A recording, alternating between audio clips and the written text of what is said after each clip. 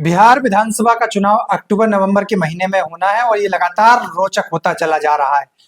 नई अपडेट ये है कि एआईएमआईएम जो असदुद्दीन ओवैसी जी की पार्टी है वो महागठबंधन में शामिल होने के लिए प्रयासरत है। उनकी पार्टी की तरफ से दो पत्र लिखे गए हैं, एक लालू प्रसाद यादव और उनके छोटे बेटे तेजस्वी यादव को दूसरा पत्र लिखा गया है। एक साक्षात्कार के दौरान ओवैसी जी ने यह बात बताई। उनका कहना है कि उनकी पार्टी बिहार विधानसभा में मजबूती से गठबंधन चुनाव लड़ सके, इसके लिए उनकी पार्टी 6 सीटों की मांग कर रही है और इंडिया गठबंधन यदि बिहार में लौट के आता है तो सीमांचल विकास बोर्ड का गठन किया जाए। उन्हें किसी मिनिस्ट्रियल पद की जरूरत नहीं है उनकी पार्टी को, ऐसा उन्होंने एक साक्षात्कार के दौरान बताया। अब ऐसी स्थिति में यदि ओवैसी जी की पार्टी इंडिया गठबंधन में बिहार के अंदर शामिल होती है तो बिहार में महागठबंधन के दलों की संख्या 8 से बढ़कर 9 हो जाएगी। पहले 6 थी, फिर 2 पार्टियां शामिल हुई, झारखंड मुक्ति मोर्चा और पशुपति पारस की आरएलजेपी शामिल होने के बाद संख्या 8 हो गई थी और एआईएमआईएम शामिल होती है तो ये संख्या बढ़कर 9 हो जाएगी। बड़ा दिलचस्प मुकाबला होता जा रहा है। बिहार विधानसभा में 243 सीटें हैं। पहले से ही सीट बंटवारों को लेकर इंडिया गठबंधन में रार छड़ा हुआ है। पिछली बार सबसे बड़ा दल के रूप में जो आरजेडी उभरा था 144 सीटों पर लड़कर 75 सीटें जीतने में कामयाब रहा था।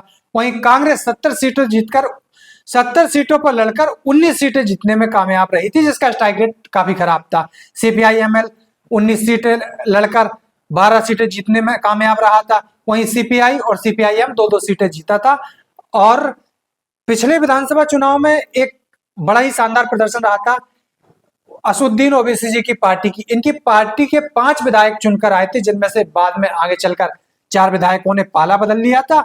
फिलहाल इनकी ये मांग है कि इनकी पार्टी को 6 सीटें दी जाए। अगर ये शामिल होते हैं महागठबंधन में तो मुकाबला बड़ा दिलचस्प होगा और सीटों के वितरण को लेकर जो कयासबाजी चल रही है उसमें किस पार्टी को कितनी सीटें मिलेंगी अभी ये तय नहीं हो पा रहा है और एक और नए दल के इसमें शामिल होने की आट है। हालांकि राजनीतिक विश्लेषकों का ये कहना है कि लालू प्रसाद यादव भविष्य की राजनीति तेजस्वी यादव की देखते हुए ओवैसी की पार्टी को इसमें शामिल नहीं करेंगे, क्योंकि बिहार के अंदर एमवाई समीकरण है जो आरजेडी को वोट करता है, मुस्लिम और यादव।